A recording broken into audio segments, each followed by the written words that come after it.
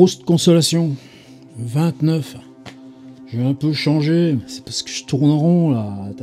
T'as 4 murs, tu mets la main sur un mur, tu touches l'autre de l'autre main. Alors, les possibilités de variation sont assez limitées, puis je peux pas venir debout comme ça, comme si on était une conférence de presse. C'est pas ça l'esprit. J'aurais eu envie de me mettre, comme je suis souvent, là, rien fiche dans ma pièce. En fait, le bureau, il sert à mettre les 2 pieds dessus, et puis tu bouquines, tu perds du temps. Ouais, certainement, tu perds pas mal de temps. Mais précisément, c'est peut-être ça aussi qui est bien.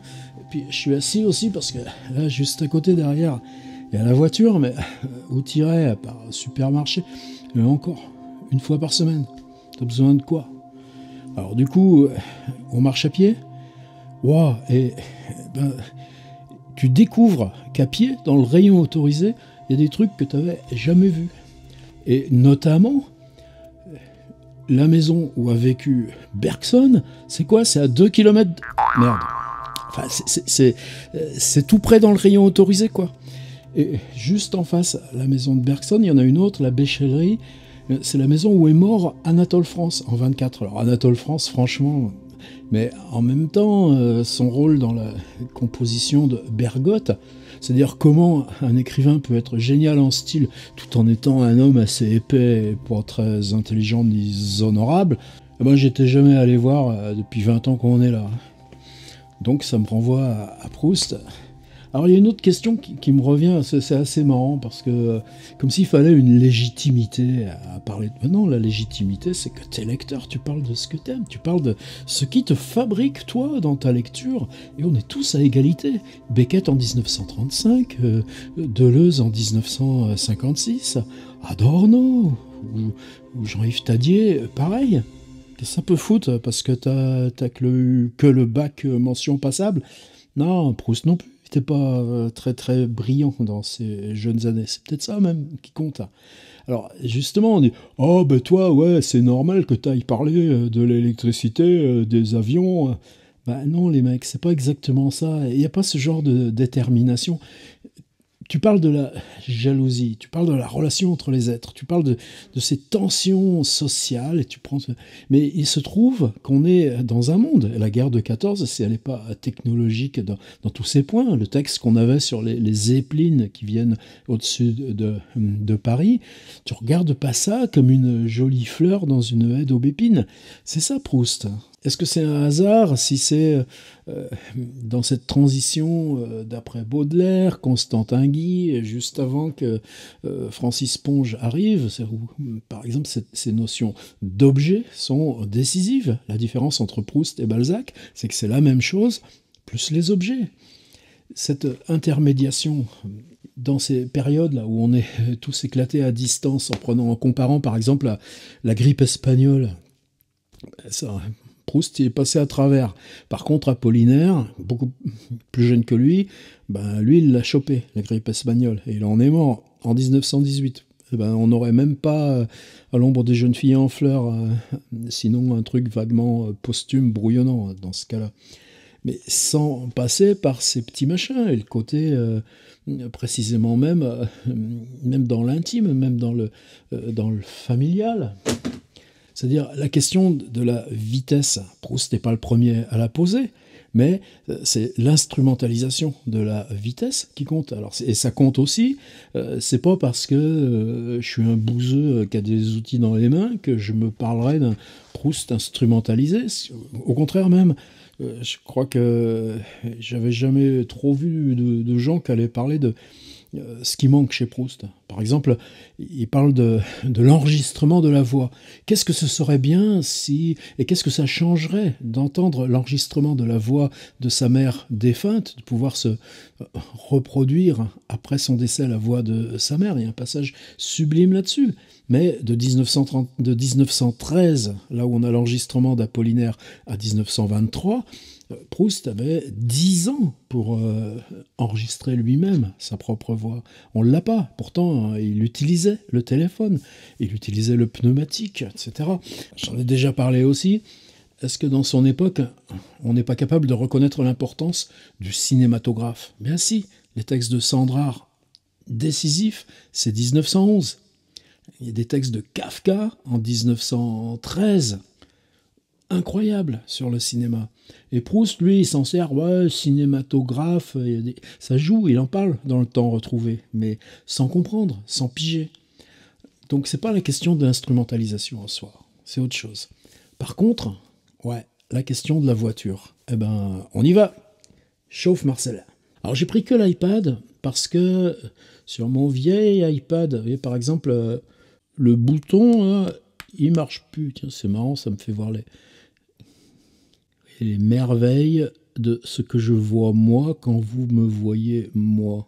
Donc j'ai un vieil iPad acheté à la Fnac de Cergy Pontoise, mais le bouton marche plus. Alors je fais des astuces avec un bouton comme ça, et là ça me fait apparaître un petit bouton virtuel, et là je rentre un code, et paf, ça s'ouvre.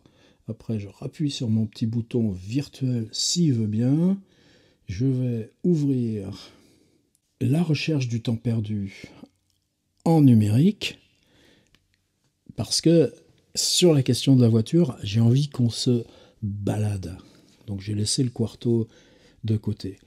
Ça donne ça. Je le mets toujours en blanc sur fond noir, parce que quand je suis avec Pifarelli, sinon, quand on lit en scène, ça fait plein de reflets sur les verres. Donc, petites astuces, c'est pas très important, mais si, entre nous, franchement, avec la bonne volonté que vous mettez pour revenir la 29e fois, entendre Proust parler de voiture, c'est qu'on peut bien se dire des petites autres choses. Alors, j'appuie sur le bouton recherche et j'entre automobile. Pourquoi je préfère ça? Parce que j'ai envie de passer dans plusieurs occurrences. Là, il est en train de les chercher. Combien qu'il en a? Il n'en a toujours pas. Il recherche, il avance, il avance. Et c'est fort, ces petits machins. Allez, où tu en es? À la prisonnière. Il n'y a plus d'automobile après? Mais si, il y a toujours des automobiles. Albertine disparue. Il y a une automobile. Chapitre 4e, chapitre 2e. Allez, continue. Chauffe Marcel. Recherche terminée, 47 occurrences du mot automobile dans la recherche. Alors il y en a une qui est tout au début, que j'avais envie de visiter avec vous. Il a changé la vitesse, comme on dit, pour les automobiles, car la musique du ronflement s'interrompit une seconde. Ça ne nous intéresse pas, c'est d'encombrer. Même disposant, comme les voitures automobiles, de vitesses différentes, c'est la boîte de vitesse qui l'intéresse plus que la vitesse pour l'instant. C'est compliqué cette histoire de la boîte de vitesse comme allégorie. Ben, c'est Proust qui a inventé ça, figurez-vous. Et il n'y avait plus que des automobiles conduites par des mécaniciens moustachus qui accompagnaient de grands valets de pied. Il faut être deux pour conduire une voiture. Le mécanicien et le valet de pied. Je voulais tenir sous les yeux de mon corps pour savoir s'ils étaient aussi charmants que les voyaient les yeux de ma mémoire de petits chapeaux de femme. Bon, ça, c'est juste là l'automobile encore comme métaphore, mais si je reviens à ma liste, peut-on trouver ces automobiles élégantes comme étaient les anciens attelages? C'est juste une petite périphérie. Ensuite, il y a cette histoire avec les avions. Pour faire chauffer un liquide avec une lampe électrique, vous voyez l'électricité, il ne s'agit pas d'avoir la plus forte lampe possible, mais une dont le courant puisse cesser d'éclairer, être dérivé et donné, au lieu de lumière, de la chaleur. Nous, on apprend ça en classe de seconde, mais vous voyez toute cette démarche mentale qui... Pour se promener dans les airs, notre vidéo sur les Aroupianes, il n'est pas nécessaire d'avoir l'automobile la plus puissante. C'est quoi se promener dans les airs? C'est une voiture plus puissante que les autres. On installe l'image, puis après on change. Mais une automobile, donc on reste, il n'y a pas d'avion. Il y a des automobiles qui volent. Mais une automobile qui, ne continuant pas de courir à terre et coupant d'une verticale la ligne qu'elle suivait, soit capable de convertir en force ascensionnelle sa vitesse horizontale. Donc là, on est dans la voiture de Batman. Et c'est génial. Mais regardez la suite. De même, ceux qui produisent des œuvres géniales ne sont pas ceux qui vivent dans le milieu le plus délicat, qui ont la conversation la plus brillante, la culture la plus étendue, mais ceux qui ont eu le pouvoir, cessant brusquement de vivre pour eux-mêmes, de rendre leur personnalité pareille à un miroir, de telle sorte que leur vie, si médiocre d'ailleurs qu'elle pouvait être mondainement et même dans un certain sens intellectuellement parlant, s'y reflète le génie consistant dans le pouvoir réfléchissant et non dans la qualité intrinsèque du spectacle reflété. Le jour où le jeune Bergotte, etc. Oui, on revient à Anatole France via Bergotte. Vous voyez cette idée où la voiture devient en amont, parce que c'est une voiture qui vole, et une voiture qui s'en va verticalement dans les airs, sans ailes, sans rien, sans hélice. Une allégorie du génie de la création. Faut pas en faire 36 000, il y a 2 passages que je voulais lire. C'est pour ça que j'avais pris l'iPad, je n'étais pas censé bavarder avant. L'émerveillement d'Albertine devant l'automobile qui mène même un malade là où il veut et empêche, c'est peut-être celui-ci. Et sans doute cet emplacement, l'automobile n'en faisait pas comme jadis le chemin de fer. Non, l'automobile ne nous menait pas ainsi féeriquement. Voilà, ça doit être ça. La première année de mon séjour à Balbec, il y avait une hauteur où Madame de Villeparisis aimait à nous conduire. Vous vous rappelez, dans cette voiture à cheval qu'elle allait si lentement, où il y avait ces 3 arbres qui bougeaient dans le paysage. Parce que de là, on ne voyait que l'eau et les bois, et qui s'appelait Beaumont. Il y a ça dans Rabelais, vous savez, un jeu de mots sur à Beaumont, le vicomte, mais c'est pas le propos là de Proust, qui a jamais aimé Rabelais, enfin en tout cas je pense pas qu'il l'ait lu. Comme le chemin qu'elle faisait prendre pour y aller et qu'elle trouvait le plus joli, à cause de ces vieux arbres, montait tout le temps, sa voiture était obligée d'aller au pas et mettait très longtemps. On aborde la vitesse par le contraire, par la lenteur. Une fois arrivés en haut, nous descendions, nous nous promenions un peu, remontions en voiture, revenions par le même chemin sans avoir rencontré aucun village, aucun château. Je savais que Beaumont était quelque chose de très curieux, de très loin, de très haut. Je n'avais aucune idée de la direction où cela se trouvait, n'ayant jamais pris le chemin de Beaumont pour aller ailleurs. On mettait du reste beaucoup de temps en voiture pour y arriver. Cela faisait évidemment partie du même département ou de la même province que Balbec, mais était situé pour moi dans un autre plan. Jouissait d'un privilège spécial d'exterritorialité. Mais l'automobile, qui ne respecte aucun mystère, après avoir dépassé Incarville, dont j'avais encore les maisons dans les yeux, comme nous descendions la côte de traverse qui aboutit à Parville, vous voyez comment se succèdent les toponymes très vite, et comment on a des images. Non, on ne parle pas des images, on parle de la persistance rétinienne des images qui ont surgi, ce qui n'est pas tout à fait la même chose.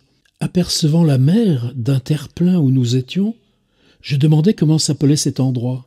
Et avant même que le chauffeur m'eût répondu, et encore cette disjonction, c'est l'inverse de la persistance rétinienne, c'est comment ça s'appelle, et avant même que le chauffeur réponde, il reconnaît la mer, les arbres, et c'est le souvenir qui précède la réponse du chauffeur. Et avant même que le chauffeur m'eût répondu, je reconnus Beaumont, à côté duquel je passais ainsi sans le savoir, chaque fois que je prenais le petit chemin de fer, car il était à 2 minutes de Parville. Comme un officier de mon régiment qui m'eût semblé un être spécial, trop bienveillant et simple pour être de grande famille, trop lointain déjà et mystérieux pour être simplement d'une grande famille, et dont j'aurais appris qu'il était beau-frère, cousin de telles ou telles personnes avec qui je dînais en ville, ainsi Beaumont, relié tout d'un coup à des endroits dont je le croyais si distinct, perdit son mystère et prit sa place dans la région, me faisant penser avec terreur que Madame Bovary et la Sainte Sévérina, la Chartreuse de Parme, m'eussent peut-être semblé des êtres pareils aux autres, si je les eusse rencontrés ailleurs que dans l'atmosphère close d'un roman. Il peut sembler que mon amour pour les féeriques voyages en chemin de fer aurait dû m'empêcher de partager l'émerveillement d'Albertine devant l'automobile qui mène, même un malade, là où il veut, et empêche, comme je l'avais fait jusqu'ici, de considérer l'emplacement comme la marque individuelle, l'essence sans succédané des beautés immobiles. Et sans doute cet emplacement, l'automobile n'en faisait pas, comme jadis le chemin de fer, quand j'étais venu de Paris à Balbec, un but soustrait aux contingences de la vie ordinaire, presque idéal au départ, et qui, le restant à l'arrivée dans cette grande demeure où n'habite personne, et qui porte seulement le nom de la ville. Qu'est-ce que c'est, la ville ? Cette grande demeure où n'habite personne, et qui porte seulement le nom de la ville, a l'air d'en promettre enfin l'accessibilité comme elle en serait la matérialisation. Non, l'automobile ne nous menait pas ainsi féeriquement dans une ville que nous voyions d'abord dans l'ensemble que résume son nom, avec les illusions d'un spectateur dans la salle. Tiens donc, là on y est presque dans le cinéma, mais le cinéma n'est pas nommé. Mais c'est pas le théâtre, c'est le cinéma, puisqu'il y a l'image qui défile. Je l'avais jamais remarqué, cette occurrence. Elle nous faisait entrer dans la coulisse des rues, s'arrêtait à demander un renseignement à un habitant. Mais comme compensation d'une progression si familière, on a les tâtonnements même du chauffeur, incertain de sa route et revenant sur ses pas, les chassés-croisés de la perspective, faisant jouer un château aux quatre coins avec une colline, une église et la mer, et pendant qu'on se rapproche de lui, bien qu'il se blottisse vainement sous sa feuillée séculaire, ces cercles de plus en plus rapprochés, que décrit l'automobile autour d'une ville fascinée qui fuit dans tous les sens pour échapper. Ces cercles de plus en plus rapprochés que décrit l'automobile autour d'une ville fascinée qui fuit dans tous les sens pour échapper, et sur laquelle finalement elle fonce tout droit, à pic, au fond de la vallée, où elle reste gisante à terre, de sorte que cet emplacement, point unique, que l'automobile semble avoir dépouillé du mystère des trains express, elle donne par contre l'impression de le découvrir, de le déterminer nous-mêmes comme avec un compas, de nous aider à sentir d'une main plus amoureusement exploratrice, avec une plus fine précision, la véritable géométrie, la belle mesure de la terre. D'une main plus amoureusement exploratrice, avec une plus fine précision, la véritable géométrie, la belle mesure de la terre. Alors, ce passage pour moi est important parce que souvent, dans cette prédominance de ces balades avec ce chauffeur qui est en même temps personnage d'Agostini, donc qui a aussi servi avec tous les transferts et précautions possibles de modèle à Albertine, mais à qui Marcel Proust voudra offrir une Rolls-Royce, même alors qu'il n'a plus de sous, et contribuera à ce qu'il s'offre son avion, et vous savez qu'il ira mourir en accident d'avion en se noyant à quelques encablures du rivage de Nice. Ça fait aussi partie de la genèse de la recherche, et donc il y a dans cette même zone de la recherche ce truc où on refait les balades faites avec Madame de Villeparisis, et on les fait les 3 points où on prenait un jour on allait là, un jour on allait là, finalement on fait tout dans 1 heure, et donc cette confusion des lieux par la vitesse, c'est le morceau qui embarque l'idée de l'apparition de l'automobile dans la recherche du temps perdu. Proust n'est pas le seul. Avant lui, c'est vers 1909 je crois, il y a Octave Mirbeau qui donne pour titre à son livre la 608 EB, le numéro de la plaque d'immatriculation de sa voiture, et qui raconte un voyage jusqu'à Amsterdam, retour par la Suisse. Alors évidemment, des pannes, des crevaisons, des trucs. Voilà, c'est le premier livre automobile qu'on ait dans notre littérature. La recherche n'est pas là une inventeuse, mais l'invention, ce bouleversement, c'est ce mot emplacement. Je pense à ce qu'il dit de la ville qui ne se détermine que par le fait qu'on y entre, ou simplement qu'à mesure qu'on cherche à la reconnaître, elle fuit. Ça pourrait être dédié à l'ami Michel Lusso, ça. Qu'est-ce que fait la voiture ? Elle rompt l'idée que la ville soit un emplacement. Qu'on installe le trajet qui va vers quelque chose et la recherche de ce lieu fait que l'emplacement n'est plus fixe, il n'est que déterminé par le fait d'aller le rejoindre.